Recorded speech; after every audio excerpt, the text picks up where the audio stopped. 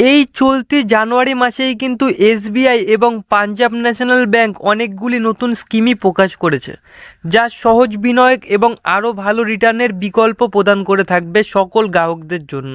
তো আজকের ভিডিওটির মাধ্যমে আমরা আলোচনা করব পাঞ্জাব ন্যাশনাল ব্যাংক এবং এসবিআইয়ের স্কিম সম্পর্কে।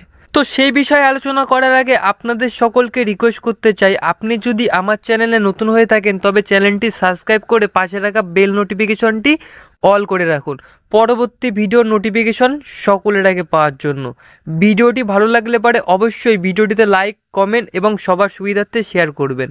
চলুন ভিডিওটি শুরু করা যায়। মূল্যবৃদ্ধির এই বাজারে প্রতিনিয়ত টাকার দাম কিন্তু পড়তে চলেছে।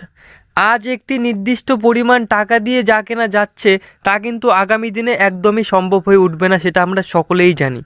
এই জন্যই জীবনযাত্রার মান ধরে রাখতে সঞ্চিত অর্থের পরিমাণ বাড়িয়ে তোলা খুবই প্রয়োজন।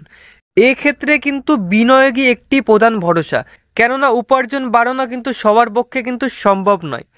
বিনিয়োগের দিক থেকে দেখতে গেলে সবথেকে সুরক্ষিত হলো ব্যাংক।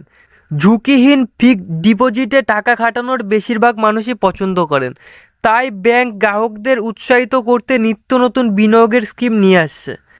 এবার যেমন চলতি জানুয়ারি মাসেই কিন্তু এসবিআই এবং পাঞ্জাব ন্যাশনাল ব্যাংকও অনেকগুলি নতুন স্কিম প্রকাশ করেছে, যা সহজ সরল বিনিয়োগ এবং আরও ভালো রিটার্নের বিকল্প প্রদান করে থাকবে এই দুটি ব্যাংকের গ্রাহকদের জন্য। কেউ যদি বিনিয়োগের বিকল্প খুঁজে থাকে এবং বিনিয়োগের ক্ষেত্রে কোনো রকম কোনো ঝুঁকি নিতে একদমই না চায়, তাহলে এই এফডি স্কিমগুলিতে নজর রাখতে পারেন তারা, কারণ এসবিআই এবং পিএনবি এই স্কিমগুলি চালু করেছে গ্রাহকদের আরও ভালো রিটার্ন দেওয়ার জন্য। তো সবার প্রথমে আমরা জেনে নেব যে এসবিআই নতুন স্কিম চালু করেছে। তো এসবিআই গ্রাহকদের জন্য দুটি নতুন ডিপোজিট স্কিম চালু করেছে। এই স্কিমগুলির মধ্যে একটি হলো বিনিয়োগকারীদের সহজেই তাদের লক্ষ্য অর্জনে সহায়তা করবে।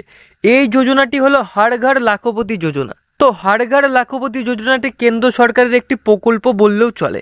তো এই যোজনাটি হলো এটি একটি রিকারিং ডিপোজিট, যা 1 লক্ষ টাকা বা এর গুণিতককে লক্ষ্যমাত্রা অর্জনে সহায়তা করে। এই স্কিমটি 3 থেকে 10 বছরের জন্য এবং বিনিয়োগকারী প্রতি মাসে একটি নির্দিষ্ট পরিমাণ টাকা জমা করে নির্ধারিত লক্ষ্য অর্জন করতে পারে এই স্কিমটির মাধ্যমে। তো আপনাকে একটি উদাহরণ দিচ্ছি। উদাহরণস্বরূপ কেউ যদি 1 লক্ষ টাকা পেতে চায় তাহলে তাকে 3 বছরের জন্য প্রতি মাসে 2502 টাকা করে জমা করতে হবে প্রতি মাসে। এই স্কিমটি 10 বছরের বেশি বয়সী শিশুদের জন্য খোলা যেতে পারে। তো বুঝতে পারলেন, এখানে যদি আপনার কোনো শিশু থেকে থাকে, অর্থাৎ আপনার পরিবারে আপনার যদি কোনো সন্তান থেকে থাকে, আপনার সন্তানের বয়স যদি 10 বছরের ঊর্ধ্বে হয়ে থাকে, তবে অবশ্যই তার ভবিষ্যৎ চিন্তা করে কিন্তু এই স্কিমটি আপনি তার জন্য চালু রাখতে পারেন। তাহলে কিন্তু ভবিষ্যতে একটি মোটা অঙ্কের টাকা আপনার সন্তান হাতে পাবেন। তো এবার আমরা আলোচনা করব এসবিআইয়ের দ্বিতীয় স্কিমটি কি। তো এসবিআইয়ের দ্বিতীয় স্কিমটি হলো এসবিআই পেনশন স্কিম, যা 80 বছর বা তার বেশি বয়সী নাগরিকদের জন্য প্রযোজ্য। এতে সিনিয়র সিটিজেনরা 7 দিন থেকে 10 বছরের মেয়াদে প্রাপ্ত সুদের ওপর 10 বেসিস পয়েন্ট বেশি পাবেন। তো বোঝা গেল এখানে মোটা অঙ্কের একটি পয়েন্ট কিন্তু তারা পাবেন। এখানে 80 বছরের বেশি নাগরিকদের জন্য কিন্তু এই সিনিয়র সিটিজেনটি প্রযোজ্য। সেখানে তিনি 7 থেকে 10 বছরের মেয়াদে একটি টাকা তিনি জমা করতে পারেন। এর ফলে তিনি একটি মোটা অঙ্কের সুদও পেতে পারেন। তো যাই হোক, এসবিআই তো শেষ হলো। এরপরে আমরা আলোচনা করব পাঞ্জাব ন্যাশনাল ব্যাংকের স্কিম সম্পর্কে। তো পাঞ্জাব ন্যাশনাল ব্যাংক দুটি নতুন টাইম ডিপোজিট প্রকল্প চালু করেছে।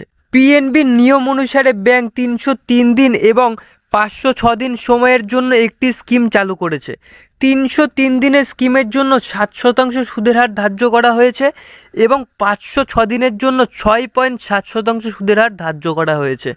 সিনিয়র সিটিজেনরা ব্যাংকের নিয়ম অনুযায়ী অতিরিক্ত সুদ পাবেন এই দুটি স্কিমের মাধ্যমে। তো বোঝা গেল এইখানে নতুন দুটি স্কিম কি, অর্থাৎ আজকে কিন্তু আমরা 4টি স্কিম সম্পর্কে আলোচনা করলাম। প্রথম দুটি ছিল এসবিআইয়ের, দ্বিতীয় দুটি ছিল পাঞ্জাব ন্যাশনাল ব্যাংকের। যারা এই 4টি স্কিম সম্পর্কে ইন্টারেস্ট রাখে তারা কিন্তু ব্যাংকে যে যোগাযোগ করতে পারেন। তো যাই হোক, ভিডিওটি আপনার ভালো লাগলে পরে অবশ্যই ভিডিওটিতে লাইক, কমেন্ট এবং সবার সুবিধার্থে শেয়ার করতে ভুলবেন না।